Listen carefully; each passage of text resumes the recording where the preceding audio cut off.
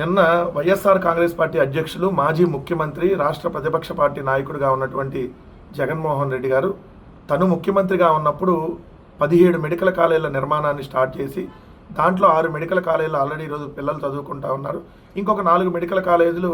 Almost పూర్తయిపోయినటువంటి సందర్భం. So కొన్ని పూర్తయిన కాలేజీలు, ఇంకొన్ని పూర్తి కావాల్సినటువంటి కాలేజీలు, మొత్తంగా ఒక 10 మెడికల్ కాలేజీలని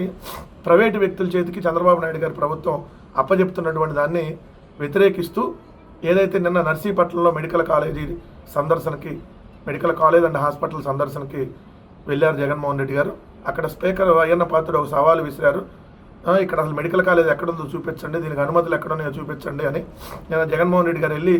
ఎప్పుడు దానికి అనుమతులు ఇచ్చారో మొత్తం వివరిస్తూ నిన్న అక్కడికి వెళ్ళినటువంటి దాన్ని నిన్న ఉదయం నుంచి ఎల్లో మీడియా పత్రికలు, వాళ్ళకి సంబంధించినటువంటి వెబ్ మీడియా, ఆ yellow media main channels, Telugu Desam పార్టీకి సంబంధించినటువంటి ఆ ట్విట్టరు, వాటిలన్నింటిలో ఈ జగన్మోహన్ రెడ్డి గారి పర్యటనని ఏదో ఒక విధంగా ఆ పర్యటన సరిగ్గా జరగలేదని చూపించడం కోసం రకరకాల ప్రయత్నాలు చేశారు. ఏదో ఫ్లెక్స్, సుధాకర్కి సంబంధించినటువంటి ఫ్లెక్స్ పెట్టి వైఎస్ఆర్సీపీ నెవర్ అగైన్ అంట, మాస్కులు ఇవ్వలేక హత్యలు చేసేవాళ్ళు మెడికల్ కాలేజ్ గురించి మాట్లాడతారని ఫ్లెక్స్, ఏదో నలుగురు అంటే అక్కడ గో బ్యాక్ అని చెప్పి నినాదాలు చేస్తున్నారని, దాన్ని ఈరోజు వాళ్ళ పత్రికలో కూడా హైలైట్ చేసుకుంటూ ఏదైతే రాశారు. ఇది చూడంగానే మిర్చి సినిమాలో ప్రభాస్ ఒక డైలాగ్ చెప్తాడు, ఏదైతే పెద్ద ఆయన నమ్ముకొని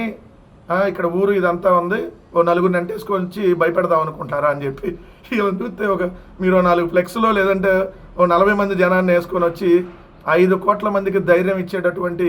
జగన్మోహన్ రెడ్డి గారు ఈరోజు ఆంధ్రప్రదేశ్ రాష్ట్రం ధైర్యంగా ఉంది, ఇన్ని కుట్రలు, ఇన్ని కుతంత్రాలు, ఇంత నాశనం ఆంధ్రప్రదేశ్ రాష్ట్రాన్ని చేస్తున్నా కూడా